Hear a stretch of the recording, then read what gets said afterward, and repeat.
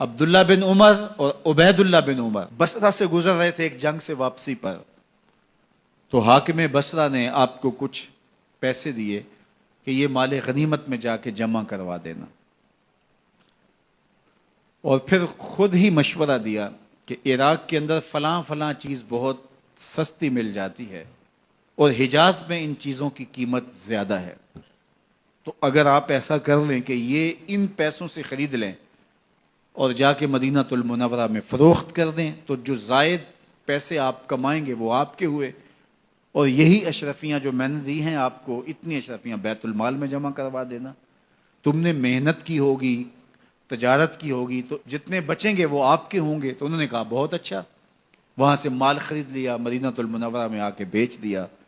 جتنی اشرفیاں انہوں نے وہاں سے دی تھی بیت المال کے لیے، اتنی بیت المال میں جمع کروا دی۔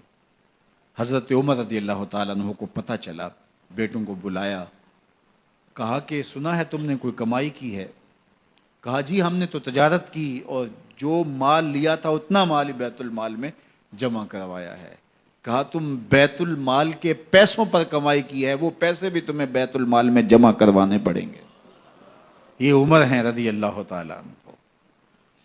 رومی شہنشاہ کی بیوی سلام بھیجتی ہے حضرت عمر رضی اللہ تعالیٰ عنہ کی اہلیہ کو، تو وہ 1 دینار ادھار لے کر کے اس کا عطر خریدتی ہیں اور شیشیوں میں ڈال کر کے ان کو بھیجتی ہیں کہ چلو ایک رواداری کا اچھا ثبوت فراہم کیا جائے۔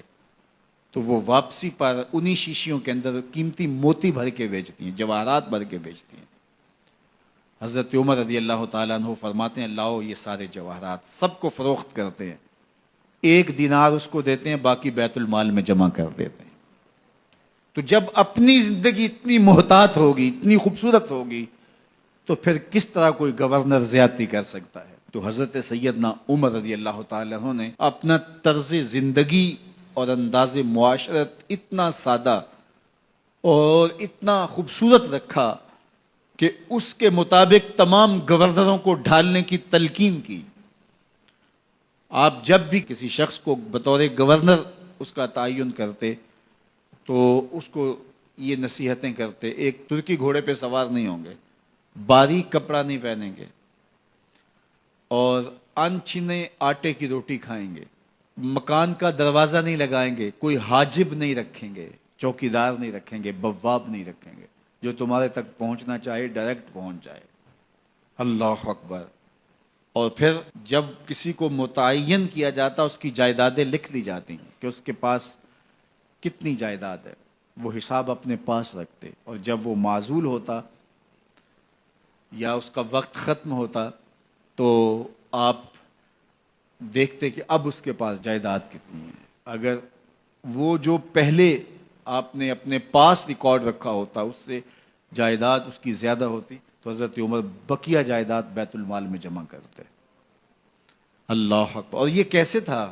گورنر بول نہیں سکتا تھا، اس لیے کہ حضرت عمر کی اپنی بود و باش بھی اسی طرح کی تھی، اپنا طرز زندگی بھی اسی طرح کا تھا۔ مال غنیمت میں بہت ساری چادریں آتی ہیں جو سب کو تقسیم کر دی جاتی ہیں۔ خطبہ جمعہ دینے کے لیے آئے تو ایک شخص کھڑا ہو گیا، عمر خطبہ بعد میں سنیں گے، پہلے یہ بتائیں کہ یہ جو تم نے قمیض پہنی ہے یہ کہاں سے آئی؟ مال غنیمت کے اندر جو چادریں آئی ہیں سب کے حصے میں ایک ایک چادر آئی، آپ دراز قد ہیں، ایک چادر سے قمیض نہیں سل سکتی، تو آپ کی قمیض کہاں سے آئی؟ پہلے اس سوال کا جواب دے دیجئے، پھر خطبہ سنیں گے۔ اللہ اکبر۔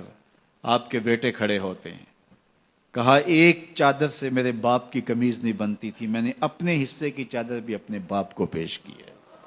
اس نے کہا اب سناؤ، اور ہم سنتے ہیں۔ یہ ہے حضرت عمر رضی اللہ تعالیٰ عنہ کی اپنی ذاتی زندگی۔ ایاز بن غنم کے بارے میں یہ پتہ چلتا ہے کہ وہ موٹے کپڑے نہیں باریک کپڑے پہنتا ہے۔ اس نے گھر کے دروازے پر بواب بھی رکھا ہوا ہے، چوکیدار بھی رکھا ہوا ہے۔ تو حضرت عمر رضی اللہ تعالیٰ عنہ محمد بن مسلمہ کو بھیجتے ہیں، محمد بن مسلمہ جاتے ہیں اور جا کے تحقیق کرتے ہیں تو ایسا ہی پاتے ہیں، تو ان کو وہیں گرفتار کر کے لے آتے ہیں۔ اور حضرت عمر کے دربار میں پیش کیا جاتا ہے، چھڑی اس کے ہاتھ میں دے کر فرماتے ہیں جاؤ تم بکریاں چرایا کرو، تم گورنری کے لائق نہیں ہو۔ ایک گورنر کو بکریاں چرانے پہ لگا دیتے ہیں اس لیے کہ تم نے ان اصولوں سے، ان ضابطوں سے انحراف کیا ہے جو ایک سلطنت کے ذمہ دار کے لیے لازم اور ضروری ہیں۔ دور موجود کے حکمرانوں کو، چاہے وہ عرب کے حکمران ہوں چاہے وہ عجم کے حکمران ہوں، اگر وہ اسلام کا نام لیتے ہیں تو انہیں اپنے اعمال کا جائزہ لینا ہوگا کہ ہم کھڑے کہاں ہیں۔